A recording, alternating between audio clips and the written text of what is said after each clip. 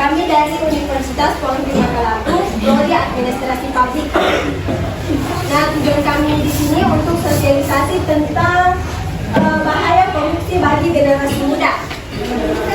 Perkenalkan, saya Fiska Pradima, teman saya Desya Memira Alia. Kenalkan, nama Kakak Andira Samutra Pratama. Perkenalkan, nama saya Dimas Aditya. Perkenalkan, nama saya Samuel Namra. Perkenalkan, nama saya Abdul Nisari. Perkenalkan, nama saya Nikosha. Perkenalkan, nama saya Andisa Tasya. Baiklah, kita akan pemaparan materi dari kakak-kakak Anda yang akan Andi Fauzia dan Baik, di sini saya akan menjelaskan pengertian korupsi. Apa sih korupsi? Korupsi adalah tindakan penyalahgunaan wewenang atau kekuasaan yang menyebabkan kerugian negara atau posisi untuk keuntungan pribadi atau kelompok tertentu. Ini sering melibatkan suap, pemerasan, dan penggelapan dana publik.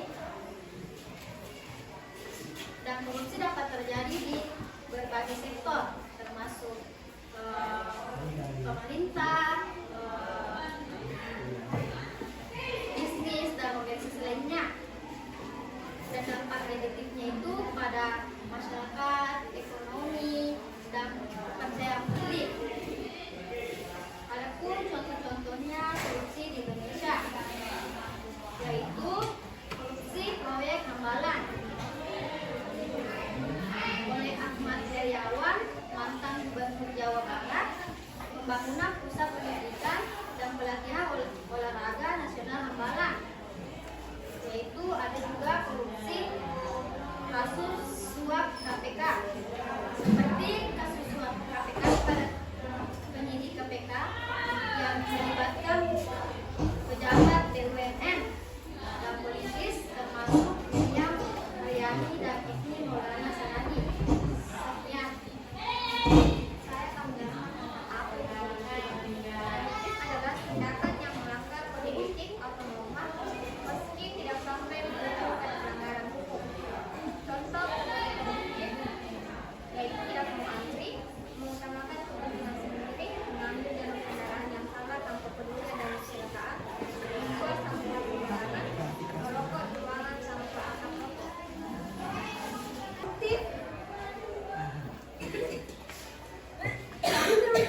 saya terang di sini. Ada yang tahu koruptif bagaimana? Perilaku koruptif itu bagaimana?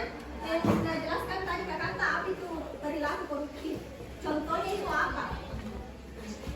Bagaimana? Bagaimana kakak kelasnya ada? Kurang keras sih Kak Masyarakat. Kurang keras suaranya teman-temanku atau saya? Kurang keras. Kurang jelas. Seperti yang sudah kami tadi perkenalkan, Kakak ulangi sekali lagi, panggil saja Kak Andra. Dan ini ada Kak Dimas. Bilang hai Kak Dimas, Sandra. Bisa nggak begitu? Bisa? Jangan Tale. Kenapa Kak jam semua Ki? Kalau bilang halo Kak Dimas, Sandra, bisa nggak? Yang 1, 2, 3. Halo Kak Dimas, Anda yang gemoy. Langsung saja, kakak sini akan menyebabkan menjelaskan tentang apa itu faktor-faktor penyebab korupsi. Kalian sudah paham nggak sih apa itu korupsi? Sesuai yang dijelaskan teman kakak tadi. Belum? Nah, kalau gitu kakak bisa kasih contoh sedikit. Kita ambil yang besar dulu. Misalnya ada dari pemerintah keluar ratusan juta untuk biaya aspal di tengah jalan depan situ. Lalu dana ini yang ratusan juta diamanahkan ke seorang pejabat untuk difokuskan ngurus aspal itu. Tapi yang salahnya ini pejabat menggunakan nih untuk hal lain. Ngambil untuk kepentingan pribadinya, misal ratusan juta, ngambil itu puluhan juta ya untuk beli perbaiki mobilnya, beli mobil, beli HP, tambah motornya, kayak gitu.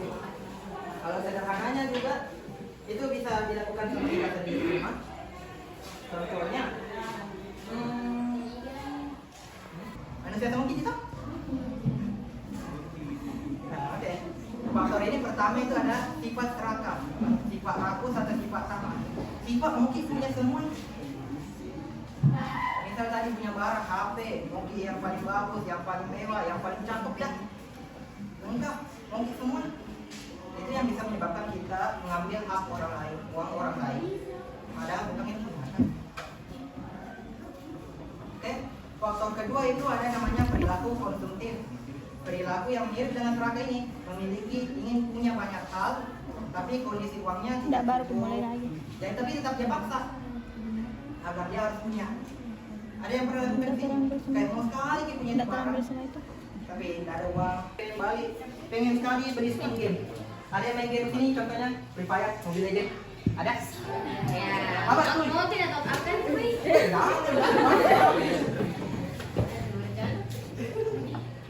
Yang menyebabkan seseorang melakukan yang namanya korupsi. Yang pertama itu lemahnya hukum. Dengan lemahnya hukum, maka seseorang tidak akan takut melakukan yang namanya korupsi. Contohnya itu menurut saya yang lemah hukumannya di Indonesia itu korupsi. Misalnya korupsi ratusan juta, tapi cuma di penjara cuma beberapa tahun, itu pun masih dapat pengurangan kalau berperilaku baik, sehingga tidak menyebabkan rasa takut seseorang untuk melakukan yang namanya seperti dimiskinkan, Ambil apa ya? dikuras hartanya. Kalau ada kata lain hukuman mati. Yang kedua itu gaya hidup, itu mempengaruhi sekali seseorang melakukan yang namanya korupsi. Misalnya uangnya cuma 30 juta tapi memaksakan mau membeli barang yang harganya di atas itu, sehingga memutuskan untuk melakukan korupsi. Hasilnya gaji karyawan, sehingga mereka memutuskan untuk mencari penghasilan tambahan dengan cara yang ilegal, misalnya menyuap dan disuap. Lucu. Oke, kita lanjut ke materi ketiga, yaitu nilai integritas yang membantu upaya anti korupsi. Di sini saya akan menjelaskan nilai-nilai upaya pemberantasan korupsi. Yang pertama itu ada kesederhanaan. Kesederhanaan itu adalah hidup di mana seseorang mengurangi konsumsi material dan hanya fokus kepada hal-hal yang lebih penting. Itu salah satunya, contohnya seperti membeli barang yang hanya betul-betul diperlukan, dengan minimalkan barang-barang yang tidak terlalu dibutuhkan atau hanya dibutuhkan sesaat. Kenapa nilai-nilai upaya anti korupsi itu ada kesederhanaan? Itu karena terlalu berlebihan itu kadang tidak baik. Hidup sederhana itu juga bisa membantu kita mengontrol keuangan jadi lebih baik, dan membantu kita menghargai apa yang kita miliki saat ini dan apa yang kita alami saat ini.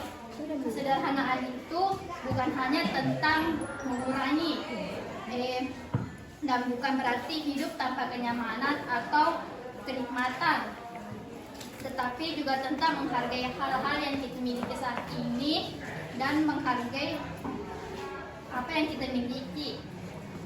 Merupakan prinsip memperlakukan orang dengan adil dan sama, tanpa memandang latar belakang, status, dan karakteristiknya.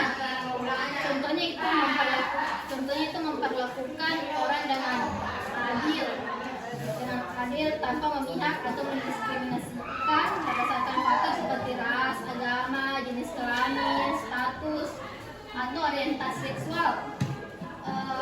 Mengambil tindakan terhadap ketidakadilan itu seperti bertindak ketika kita melihat ketidakadilan atau diskriminasi, baik itu dengan memberikan dukungan kepada korban maupun dengan melaporkan tindakan yang tidak adil kepada pihak berwenang.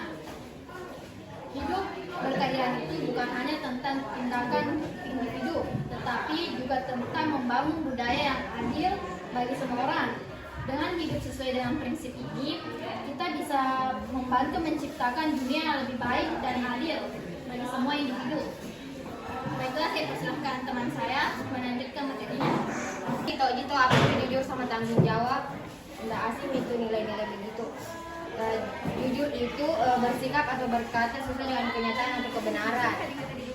Sedangkan tanggung jawab itu kewajiban untuk melakukan sesuatu tugas atau peran tertentu dengan baik sesuai dengan tugasnya.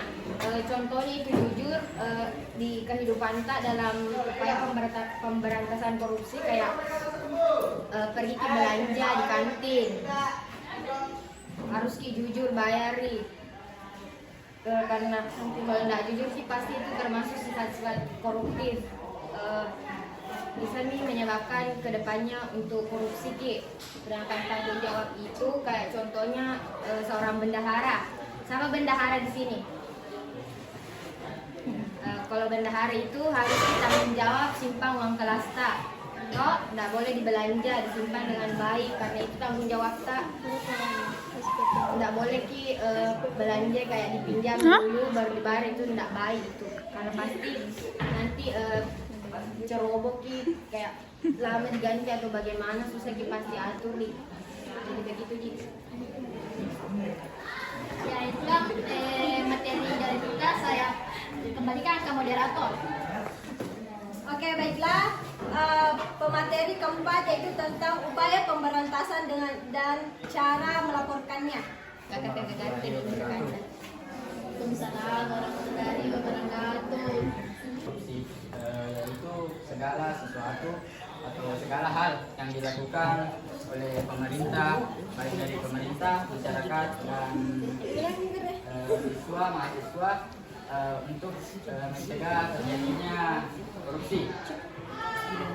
Kalau dari upaya pencegahan korupsi di dalam pemerintah itu terbagi menjadi 5 bagian. Yang pertama, memperkuat Dewan Perwakilan Rakyat, dan yang kedua memperkuat Mahkamah Agung dan peradilan di bawahnya, dan adapun membangun kode etik di sektor publik, membangun kode etik di sektor parpol, organisasi, profesi dan asosiasi bisnis, dan yang terakhir yaitu meneliti sebab-sebab perbuatan korupsi secara berkelanjutan.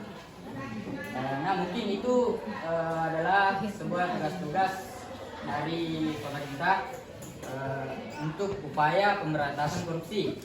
Sempat ada yang bertanya, bilang kenapa harus lagi kita belajar upaya pemberantasan korupsi?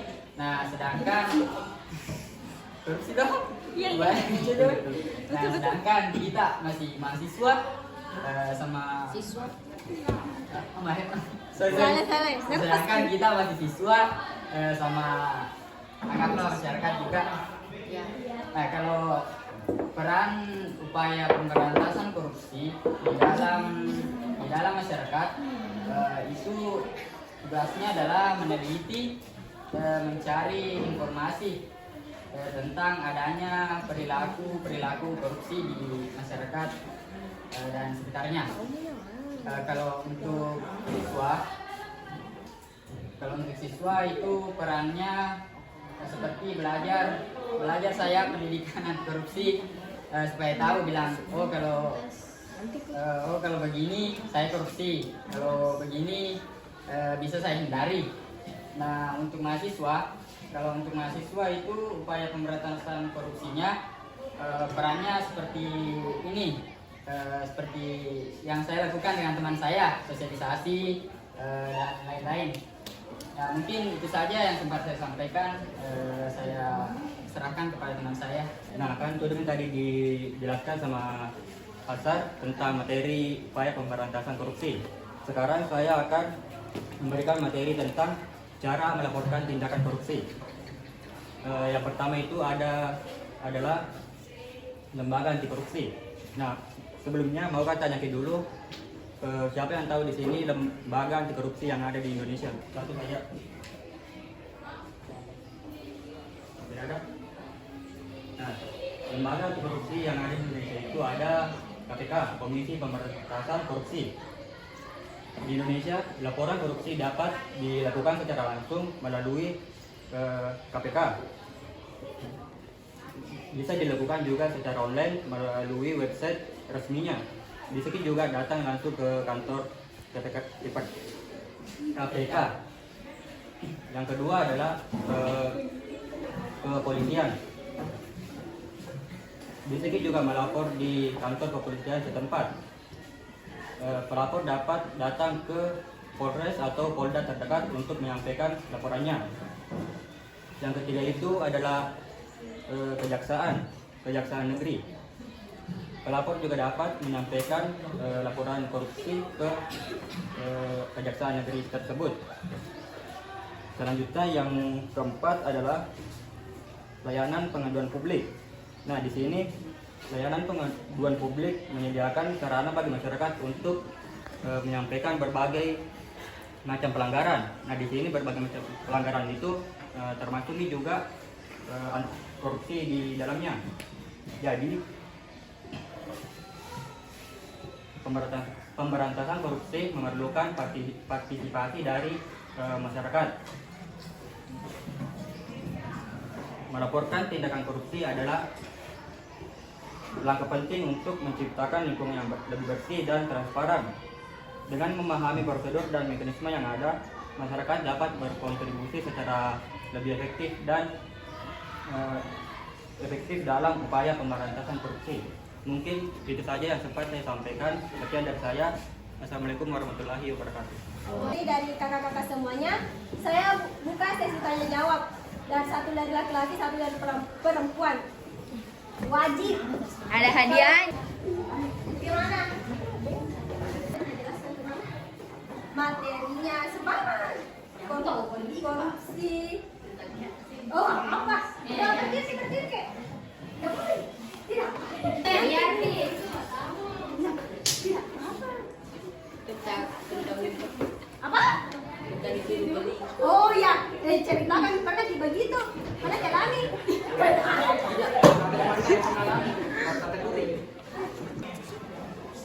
Ya. Kalau berani yang salah benarnya. Yang penting bisa bicara. Yang penting berani. Atau apa tadi yang bisa ditangkap dari Kita apa? Kita apa?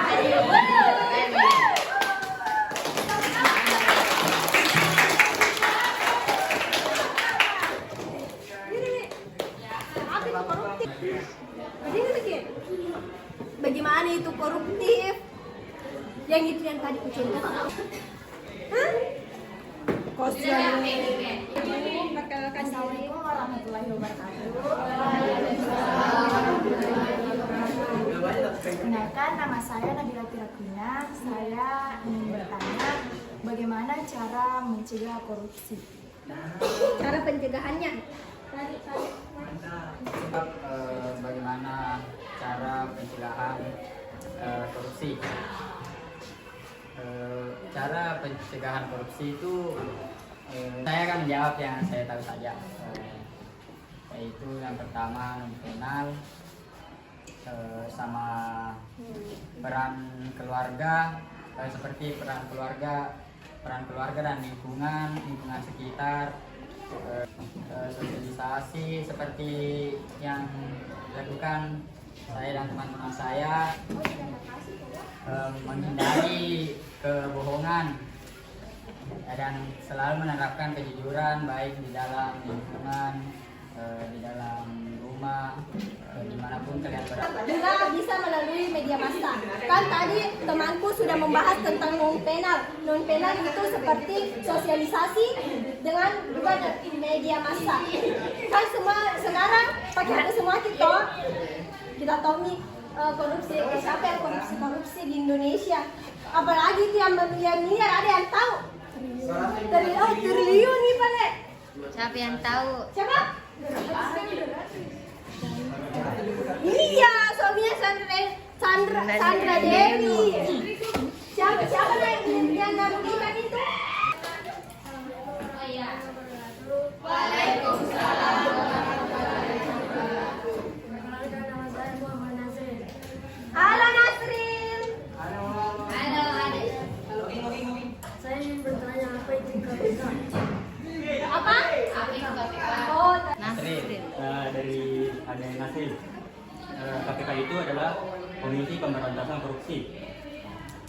Di KPK bisa itu melapor tentang laporan korupsi melalui website resminya. Mungkin dari sekalian kalau mau melapor mungkin takut kita di situ aman gitu karena di identitas pelapor itu dirahasiakan atau disembunyikan. Jadi kalau mau melapor di KPK aman gitu. Mungkin itu saja cepat penting ada bukti yang kuat. Berapa nah jadi Ya, yang isinya. tapi bagaimana kakak-kakak semua bagaimana apa?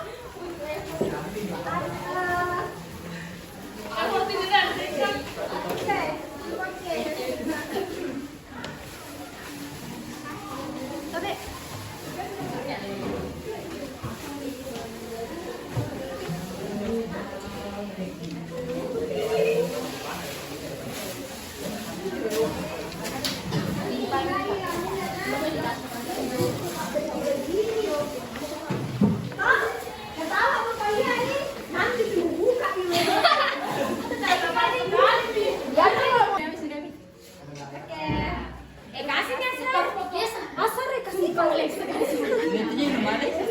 Oke, thank you.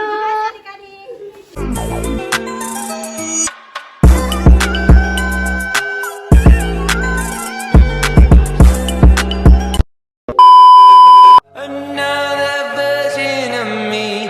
I was in it. I wake up to see the end of my feeling. Another version of me. I was in it. I wake up to the end of